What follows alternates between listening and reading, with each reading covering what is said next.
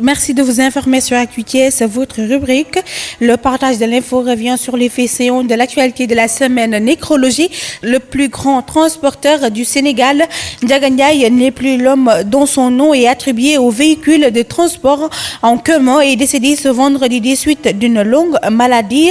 Ndiaga Ndiaye a passé toute sa vie dans le transport en tant que chauffeur puis transporteur.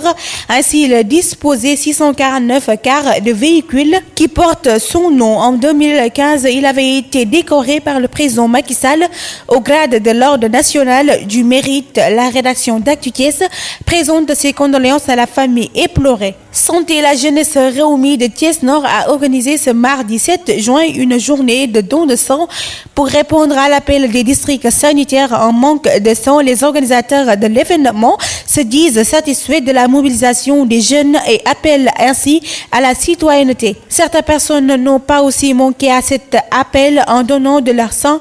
Ainsi se disent-elles être heureuses après avoir effectué ce geste noble pour sauver des vies. Invité par notre confrère Papa Léna à la Sen TV, le secrétaire général, l'ex-juge Ibrahima Amidou Dème a instruit à charge contre la presse de Thiès, abordant la question sur la désaffectation et la réaffectation des parcelles effectuées par la mairie de la ville de Thiès. Il affirme que les journalistes de Thiès n'ont pas relayé son combat contre la mairie de ville sur la question parce qu'ils ont reçu des terrains. Des allégations fausses selon le bureau de la presse, il déclare.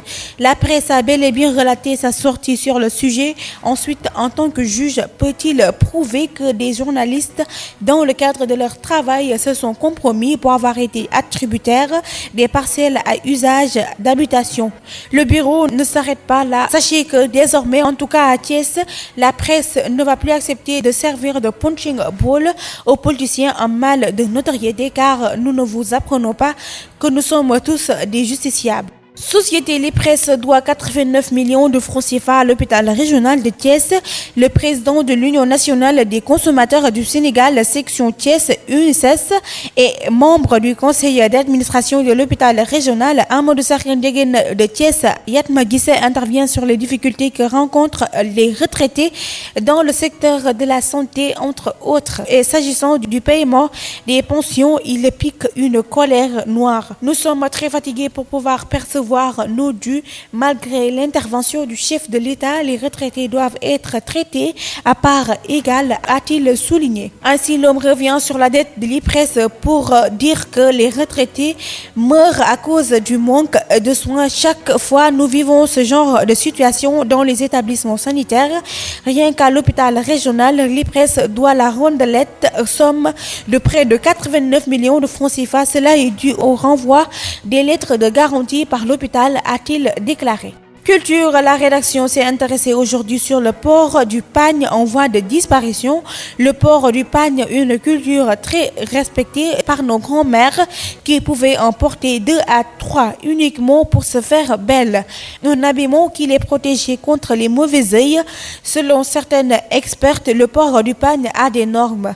D'autres femmes pensent que cette culture tend vers sa disparition car disent-elles être plus à l'aise avec des pantalons jeans. D'autres, par contre, préfèrent la pagne dans le but de garder ce patrimoine et d'être conforme aux exigences des parents. Sport, pour terminer, la Fédération sénégalaise de football siffle la fin des championnats sénégalais, une décision prise par le comité qui s'est réuni ce mercredi 8 juillet au sein de leur siège. Ainsi, Teungueth FC et Jaraaf FC vont représenter le Sénégal en Ligue africaine des champions à la Coupe CAF.